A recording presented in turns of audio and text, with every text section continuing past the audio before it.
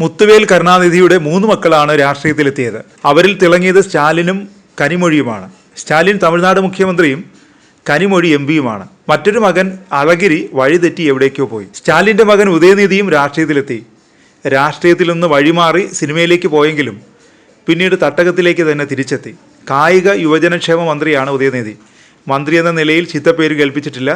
എന്നു മാത്രമല്ല, മികച്ച മന്ത്രി എന്ന പേര് നേടിയിട്ടുണ്ട്. സ്റ്റാലിന് ശേഷം DMKയുടെ മുഖ്യമന്ത്രി ആരായിരിക്കുമെന്ന ചോദ്യത്തിന് നിലവിൽ ഉദയനിധി അല്ലാതെ മറ്റൊരു ഉത്തരമില്ല.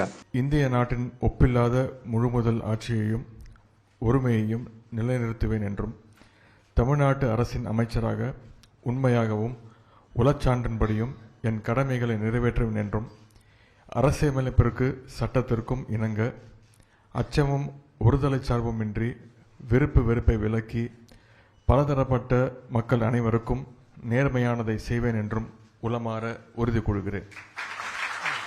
ഉദയനിധിയെ ഉപമുഖ്യമന്ത്രിയാക്കുമെന്ന അഭ്യൂഹം നേരത്തെ തന്നെയുണ്ട്. മാസങ്ങൾക്ക് മുമ്പ് സ്റ്റാലിൻ ആരോഗ്യ പ്രശ്നങ്ങൾ നേരിടുന്നതായി വാർത്ത വന്നിരുന്നു. എന്നാൽ ഇക്കാര്യം നിഷേധിച്ച് സ്റ്റാലിൻ തന്നെ എത്തിയിരുന്നു.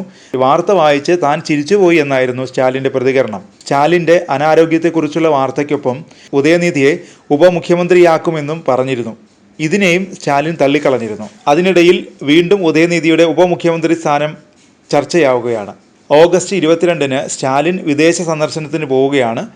3 ആഴ്ചത്തേക്കാണ് സ്റ്റാലിൻ്റെ US സന്ദർശനം. ഇതിനു മുമ്പ് ഉദയനിധിയെ ഉപമുഖ്യമന്ത്രിയാക്കുമെന്നാണ് ഇപ്പോഴത്തെ അഭ്യൂഹം. വെറും അഭ്യൂഹമല്ല ഇതെന്നും വാർത്തയിൽ കഴമ്പുണ്ടെന്നുമാണ് ഇപ്പോൾ പുറത്തു വരുന്ന വിവരം. ഒരു മന്ത്രിസഭാംഗം തന്നെ ഇക്കാര്യത്തിൽ വിശദീകരണം നൽകിയിരിക്കുകയാണ്. ഉദയനിധിയെ ഉപമുഖ്യമന്ത്രി എന്ന് പരാമർശിച്ചത് ഒരു മന്ത്രിസഭാംഗം തന്നെയാണ്. പിന്നോക്ക ക്ഷേമ വകുപ്പ് മന്ത്രി V. രാജ കണ്ണപ്പനാണ് രാമനാഥപുരത്ത് വെച്ച് നടന്ന ചടങ്ങിൽ ഉദയനിധിയെ ഉപമുഖ്യമന്ത്രി എന്ന് വിളിച്ചത്. ഉടൻ രാജ കണ്ണപ്പ തിരുത്തുകയും ചെയ്തു. ഒപ്പം ഓഗസ്റ്റ് 19-ന് ശേഷം മാത്രമേ ഉദയനിധിയെ ഉപമുഖ്യമന്ത്രി എന്ന് പരാമർശിക്കാൻ സാധിക്കുകയുള്ളൂ എന്നും വിശദീകരിച്ചു. ഇതോടെ വീണ്ടും ഉദയനിധിയുടെ ഉപമുഖ്യമന്ത്രി പദം ചർച്ചയായിരിക്കുകയാണ്.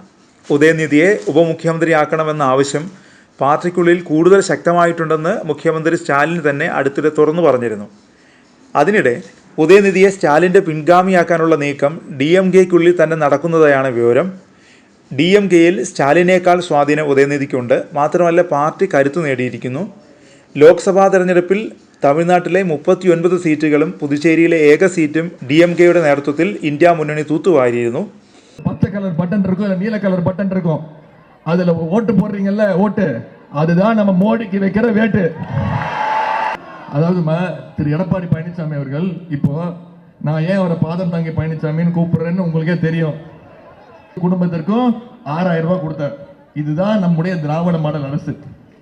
இப்படி இந்த கடந்த 9 வருஷத்துல CAA சட்டத்தை கொண்டு வந்தது யாருமா? அப்ப ஆதரிச்சது யாரு? CAA சட்டம் வரும்போது அதை ஆதரிச்சு வாக்களிச்சது அடிமை அதிமுக.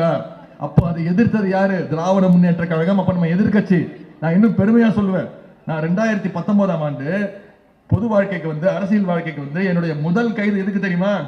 இந்த CAA சட்டத்தை கீழ்ச்செறிஞ்சு ஒரு நாள் முழுக்க கைதியா இருந்தேன், സിറയിൽ ഇരുന്നേൻ. പ്രചാരണത്തിന് നേതൃത്വം കൊടുത്തത് ഉദയനിധി സ്റ്റാലിനായിരുന്നു. ഈ സാഹചര്യത്തിലാണ് മന്ത്രിയുടെ നാവുപിഴയുണ്ടായതും ഉപമുഖ്യമന്ത്രി പദം വീണ്ടും ചർച്ചയാവുന്നതും.